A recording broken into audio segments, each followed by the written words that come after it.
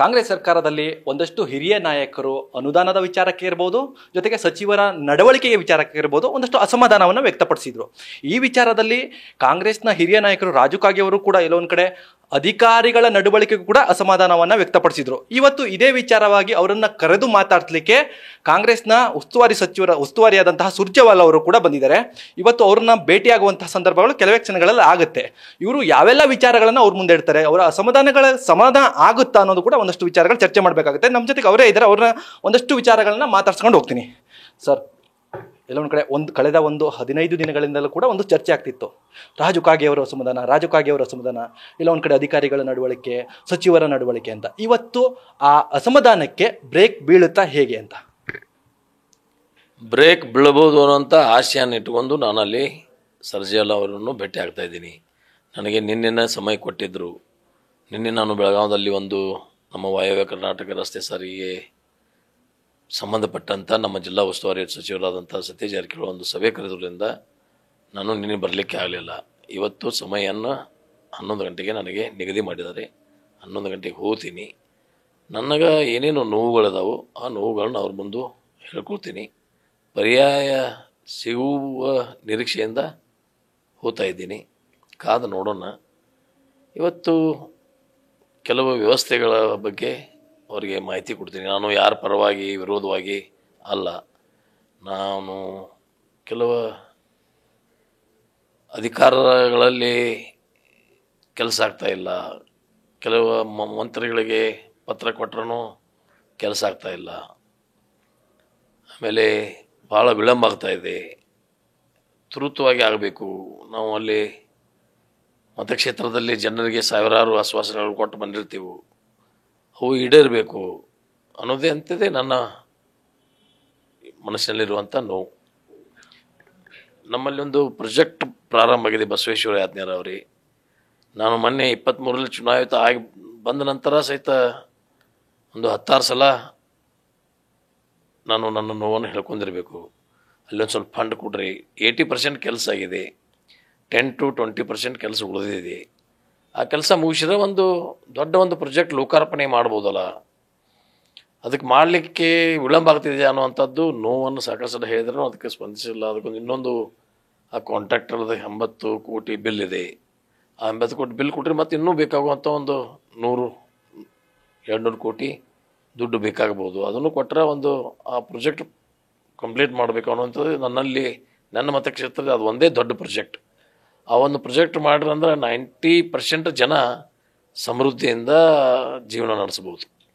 ಈಗ ರಾಜು ಕಾಗೆ ಅವರು ಸುರ್ಜೇವಾಲಾ ಅವರ ಮುಂದೆ ದೂರು ಇಡ್ತಿರೋ ಅಥವಾ ಮನವಿಯನ್ನು ಕೊಡ್ತಾರೆ? ಯಾಕಂತಂದರೆ ನೀವು ಮಾಧ್ಯಮದ ಮುಂದೆ ಒಂದಷ್ಟು ಹೇಳಿಕೆಯನ್ನು ಕೊಡ್ತಿದ್ರಿ. ಅದಕ್ಕೆ ಸಂಬಂಧಪಟ್ಟಂಗೆ ಏನಾದರೂ ಕೂಡ ದಾಖಲಾತಿಯನ್ನು ಸಬ್ಮಿಟ್ ಮಾಡ್ತೀರಾ ಹೇಗೆ ಅಂತ? ಅವ್ರ ಮುಂದೆ ನಮಗೆ ಹೀಗಾಗಿದೆ, ಈ ಥರ ಕೆಲಸಗಳಾಗಿಲ್ಲ, ಆ ಥರದ್ದೇನೋ ಹೇಳ್ತೀರಾ? ಜೊತೆಗೆ ಆ ಸಚಿವರ ವಿರುದ್ಧ ಕ್ರಮಕ್ಕೆ ಏನಾದರೂ ಕೂಡ ಆಗ್ರಹ ಮಾಡ್ತೀರಾ ಅಂತ?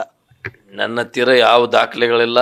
ನಾನು ಹೋಗಿ ಭೇಟಿ ಆದದ್ದು, ಅವ್ರು ನನಗೆ ಅಪಮಾನ ಮಾಡಿದ್ದು ಇವೇ ದಾಖಲೆಗಳು. ಮತ್ತಿನ್ನೆಲ್ಲ ದಾಖಲೆಗಳು ಪೂರೈಸಿಕೆ ಆಗೋದಲ್ಲ. ಈಗ ರಾಜೇಂದ್ರ ಕಟಾರಿಯ ನನಗೆ ಅಪಮಾನ ಮಾಡಿ ನಾನು ಅವನ ಮೇಲೆ ಯಾಕೆ ಚ್ಯುತಿ ಮಂಡನೆ ಮಾಡಿದ್ರೂ ಅವನ ಮೇಲೆ ಇನ್ನೂ ಏನೂ ಆ್ಯಕ್ಷನ್ ಆಗಿಲ್ಲ. ಇದಕ್ಕಿಂತ ಮತ್ಯಾವ ದೊಡ್ಡ ನೋವು ಏನಿದೆ? ಕೆಲವು ಮತಕ್ಷೇತ್ರದಲ್ಲಿ ಬೇಡಿಕೆಗಳ ಬಗ್ಗೆ ಹೇಳ್ತೀವಿ ಹೊರತು ಮತ್ತೇನ ಹೇಳಲಿಕ್ಕೆ ಸಾಧ್ಯ ಇದೆ ರೀ?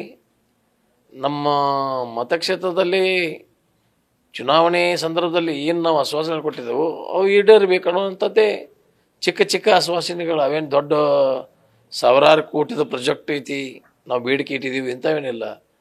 ಇವೆಲ್ಲ ಆಗಬೇಕು ಅನ್ನೋದ ಅವ್ರ ಮುಂದೆ ಹೇಳ್ಕೊತೀವಿ. ಯಾಕೋ ಸರ್ಕಾರದಲ್ಲಿ ಎಲ್ಲ ಸರಿಯಾಗಿ ನಡೀತಾ ಇಲ್ಲ. ಎಲ್ಲ MLAಗಳು ಮಾತಾಡ್ತಾ ಇದ್ದಾರೆ, ನಾನು ಮಾತಾಡ್ತೀನಿ, ಯಾರೂ ಮಾತಾಡಲ್ಲ. ಅದು ಯಾಕೋ ನನಗೆ ಇಟ್ಕೊಂಡು ಕೊಂಡ್ಲಿಕ್ಕೆ ಆಗೋದಲ್ಲ. ಒಮಿಟ್ ಬರ್ತಾ ಇದೆ, ಒಮಿಟ್ ಮಾಡ್ಕೋತಾ ಇದ್ದೀನಿ ಇಷ್ಟೇ. ಇವತ್ತೆಲ್ಲ ಅವ್ರ ಮುಂದೆ ಹೇಳಿ ಹೇಳ್ತೀರಾ? ಅದನ್ನು ಹೇಳಿದ್ನೆಲ್ಲ ಹೊರಗೆ ಹಾಕ್ತೀನಿ. ಸರ್, ನೀವೊಂದು ಮಾತನ್ನು ಹೇಳಿದ್ರಿ, ಸಚಿವರು ವಾರಕ್ಕೊಂದಿನ ಸಿಗಲೇಬೇಕು, ನಾವು ತುಂಬ ದೂರಿಂದ ಬರ್ತೀವಿ ಅಂತ. ಈ ಥರದ್ದೇನಾದ್ರು ಕೂಡ ಮನವಿಗಳನ್ನು ಇಟ್ಟು ಸಚಿವರ ಒಂದು ದಿನ ಸಿಗಬೇಕು ಅನ್ನೋ ಒಂದು ಹೊಸ ಬದಲಾವಣೆಗೆ ಏನಾದ್ರು ಕೂಡ ನಾಮಕರಣ ಮಾಡಿದೆ, ಅದು ನಾಮ ಏನಾದ್ರು ಹೇಳ್ತೀರಾ ಅಂತ? ಹೇಳ್ತೀನಿ, ಅದನ್ನು ಹೇಳ್ತೀನಿ. ಏನು ಸಚಿವರು ಮಧ್ಯಾಹ್ನನೋ ಅಥವಾ 1 ಗಂಟೆ ಅಲ್ಲಿ ತಮ್ಮ ಆಫೀಸ್ದಾಗಿದ್ದರೆ ಅವರು ಯಾವ ಸಚಿವರು ಯಾವ ದಿವಸ ಯಾವ ಇರ್ತಾರೋ ಅಂತ ಒಂದು ನಿಗದಿ ಮಾಡಿದೆ. ಯಾಕಂದರೆ ದಿವಸ ಬಂದು ಕೊಡ್ಲಿಕ್ಕೆ ಆಗೋದಲ್ಲ, ಇಡೀ ರಾಜ್ಯದಲ್ಲಿ ಹೋಗಬೇಕು. ಅವ್ರ ಇಲಾಖೆಯ ಪರಿಶೀಲನೆ ಮಾಡಬೇಕು, ಅಡ್ಡಾಡಬೇಕು. ಇನ್ನೊಂದು ನಾವು ದಿವಸ ಅವರಿಗೆ ಇಲ್ಲೇ ವಿಧಾನಸೌಧದಲ್ಲಿ ಬಂದು ಕೂಡಿರ್ತೀವಿ, ಹಂಗೇನು ಸಾಧ್ಯ ಇಲ್ಲ. ಒಂದು ಯಾವುದಾದ್ರೂ ತಿಂಗಳಲ್ಲಿ 15 ತಾರೀಕು ಈ ಸಚಿವರು, 10 ತಾರೀಕು ಈ ಸಚಿವರು, 5 ತಾರೀಕು ಈ ಸಚಿವರು ಹೆಡ್ ಕ್ವಾರ್ಟರ್ದಲ್ಲಿ ಇರ್ತಾರತ್ರ ನಾವು ಜನ ಬಂದಲ್ಲಿ ಕೆಲಸ ಮಾಡ್ಕೊಂಡು ಹೋಗ್ಬೋದು. ನಾವಿಲ್ಲಿ ಬಂದಿರ್ತೀವಿ ಅಷ್ಟೊಂದು ದೂರಿಂದ, ಇಲ್ಲಿ ಯಾರೂ ಸಿಗಲಿಲ್ಲ ಅಂದ್ರೆ ನಾವು ಸುಮ್ಮನೆ ಖಾಲಿ ಕೈಲೇ ಮತಕ್ಷೇತ್ರಕ್ಕೆ ತಿರುಗಿ ಹೋಗ್ಬೇಕಾದೈತಿ. ಅಥವಾ ಜನ ಬಂದಿರ್ತಾರೆ ನಮ್ಮ ಕೂಡ, ಅವ್ರನ್ನ ಕರ್ಕೊಂಡು ಬಂದಿರ್ತೀವಿ. ಆಮೇಲೆ ನಾವು ಮೊದಲು ಅವ್ರನ್ನೆಲ್ಲ ಡೇಟ್ ಕೇಳ್ಕೊಂಡು ಬರುವಂಥ ಪದ್ಧತಿ. ಬಟ್ ಅವ್ರ ಫೋನ್ ಬ್ಯಾಗ್ಸ್ ತೊಗೋತಾ ಇಲ್ಲ, ಅಥವಾ ಅವ್ರ PS ಗಳು ಭೀ ತೊಗೋತಾ ಇಲ್ಲ. ಮತ್ತೆ ಹೆಂಗೆ ಬರ್ಬೇಕು ನಾವು? ನೀವು ಹಿಂಗೆ ಅನ್ಬೋದಲ್ಲ, ಯಾಕೆ ನೀವು ಅವ್ರು ಯಾವಾಗ ಹೆಡ್ ಕ್ವಾರ್ಟರ್ದಾಗ ಇರ್ತಾರಲ್ಲ ಅವಾಗ ಬರಬೇಕಲ್ಲ ಅಂತೇಳಿ ಕೇಳ್ಕೊಡ್ಲಿಕ್ಕೆ ಫೋನ ತೊಗೋದಲ್ಲ. ಇದು ಕೆಲವು ಪ್ರಾಬ್ಲಮ್ಸ್ ಇದಾವಲ್ಲ. ತಾವು ರಾಜೀನಾಮೆ ವಿಚಾರಕ್ಕೆ ಮುಂದಾಗಿದ್ರಿ, CM ಕರೆದು ನಿಮ್ಮನ್ನ ಒಂದಷ್ಟು ಮಾತುಕತೆನೇ ಆಡಿದ್ರು, ಸಮಾಧಾನ ಆಗಿದೆ ಅನ್ನೋ ವಿಚಾರ ಗೊತ್ತಿಲ್ಲ. ಆದರೆ ಇಲ್ಲೇ ಕ್ಲಿಯರ್ ಆಗಬೇಕಾಗಿರೋಂಥ ವಿಚಾರ ನಿಮ್ಮ ಸುರ್ಜೇವಾಲಾ ಅವರ ಮುಂದೆ ಕ್ಲಿಯರ್ ಆಗಬಹುದು, ಅಥವಾ ಅವ್ರ ಮುಂದೆ ಯಾಕೆ ಹೋಗಿದ್ದೀರಾ ಅಂತ. ಅಂದ್ರೆ ಇಲ್ಲಿ ಕ್ಲಿಯರ್ ಆಗಿಲ್ವಾ ಅಂತ CM ಮುಂದೆ? ನಾವೇನು ಹೋಗಿಲ್ರಿ, ನಾವೇನು ಸುರ್ಜೇವಾಲಾ ಅವ್ರಿಗೆ ಕಡೆ ಹೇಳ್ತೀವಿ, ಅವ್ರ ಬರ್ರಿ, ನಾವೇನು ಅವ್ರಿಗೆ ಫೋನ್ ಮಾಡಿ ನಾವೇನು ಹೇಳಿಲ್ಲ, ಅವರೇ ಬರ್ತಾ ಇದ್ದಾರೆ. ಅವ್ರ ನಾವೇನು ನಮ್ಮ ನೋವನ್ನು ನಾವು ನಿಮ್ಮ ಮುಂದೆ ಹೇಳ್ಕೊಂಡಿದ್ದೀವಿ. ಆಮೇಲೆ ಅಲ್ಲಿ ಮತ್ತೆ ಹೇಳ್ತೀವಿ ಏನೈತೆ ನೋಡೋಣ. CM ಮುಂದೆ ಮಾತಾಡಿದ್ರು ಕೂಡ ಬಗೆಹರಿದೇ ಇರುವಂತ ಸಮಸ್ಯೆನ ಹೇಗೆ ಅಂತ ಅಂತದೆಲ್ಲ CM ಅವರು ಆಶ್ವಾಸನೆ ಕೊಟ್ಟಿದ್ದಾರೆ, ಎಲ್ಲ ಸರಿ ಮಾಡ್ತೀವಿ ತಡಿ ಮಾಡ್ತೇನೆ ಅಂತ ಹೇಳಿದಾರೆ. ನೋಡೋಣ. ಕೊನೆಯ ಪ್ರಶ್ನೆ ಸರ್, ತಾವು ರಾಜೀನಾಮೆ ಬಗ್ಗೆ ಮಾತ್ರ ಅದರಿಂದ ವಾಪಸ್ ಆಗಿದ್ದೀರಾ ಈಗ? ಆ ಮೆಂಟಾಲಿಟಿ ಮನಸ್ಥಿತಿಗೆ ಬಂದಿದ್ದು ನಾನು. ಬಟ್ ಮತಕ್ಷೇತ್ರದಲ್ಲಿ ಜನ ನಿಮಗೆ ನಾವು ಆರಿಸಿಕೊಟ್ಟೋದು ರಾಜೀನಾಮೆ ಕೊಡ್ಲಿಕ್ಕಲ್ಲ, ಹೋರಾಟ ಮಾಡಲಿಕ್ಕೆ. ಹೋರಾಟ ಮಾಡಿರಿ, ನಾವು ನಿಮ್ಮ ಜೊತೆಗಿದ್ದೀವಿ ಅಂತ ಹೇಳೋದ್ರಿಂದ ನಾನು ಸ್ಟಿಕಪ್ ಆಗಿದ್ದೀನಿ.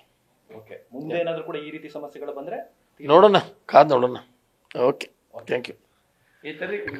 ಇವು ಕಾಂಗ್ರೆಸ್ನ ಹಿರಿಯ ನಾಯಕರು ಹಾಗೂ ಶಾಸಕರಾದಂತಹ ರಾಜು ಕಾಗೆ ಅವರ ಮಾತಾಗಿತ್ತು. ಕ್ಯಾಮ್ರಾಮನ್ ಶಿವಾನಂದ್ ಜೊತೆ Ganapati, news first, Bengaluru. News first, ನಿರ್ಭೀತಿಯಿಂದ ನಿಮ್ಮ ಪರವಾಗಿ.